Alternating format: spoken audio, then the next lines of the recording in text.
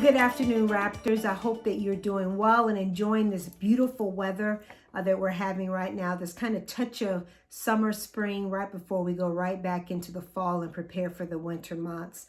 I found it invigorating as I've tried to get out and take as many outdoor walks as I can. Hope that you're taking advantage of this beautiful weather as well. I can't believe we have reached the midpoint of the semester.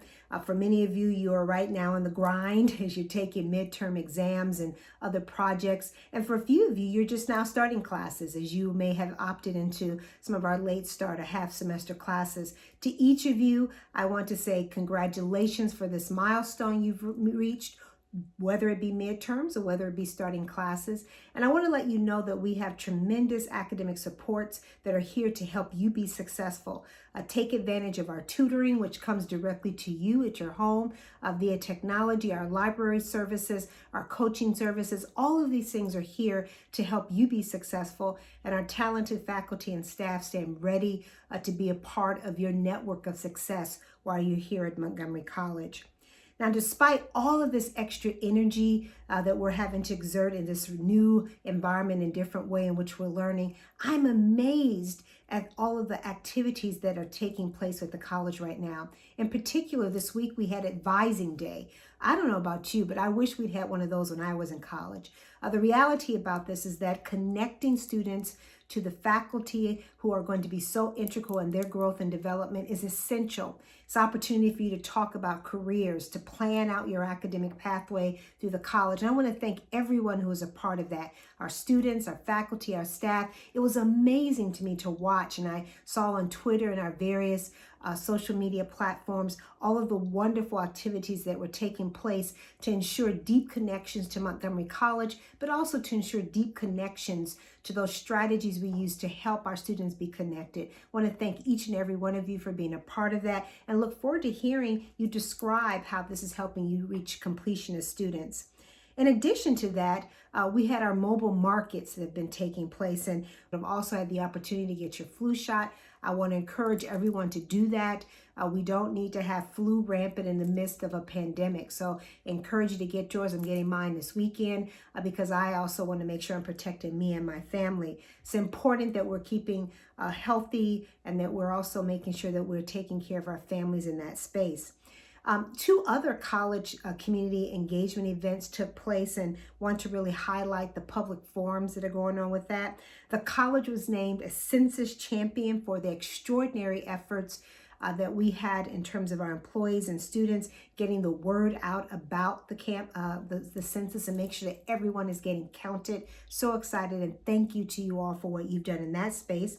And our nonpartisan MC Votes is continuing to encourage students and community members to be actively engaged in civic life and to claim their voice in our democracy. I love the vibrancy of that and love to see so many people actively engaged in taking a real ownership of this idea of what voting means for each and every one. It's so important. These are crucial times. And I also want to make sure you pay attention all the way down to the bottom of the ballot.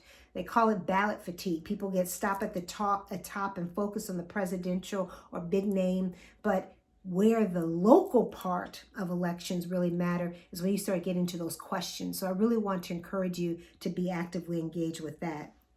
I also want to take the time to acknowledge folks who are so essential to what we do, but are often behind the scenes, and we don't think about the value of the work they do unless something is wrong or something is broken. And in this, I want to lift up our information technology area. It is absolutely amazing to me that here's an area that in a lot of ways has to work 24/7 to protect the college, to continue to provide the infrastructure and support that we need.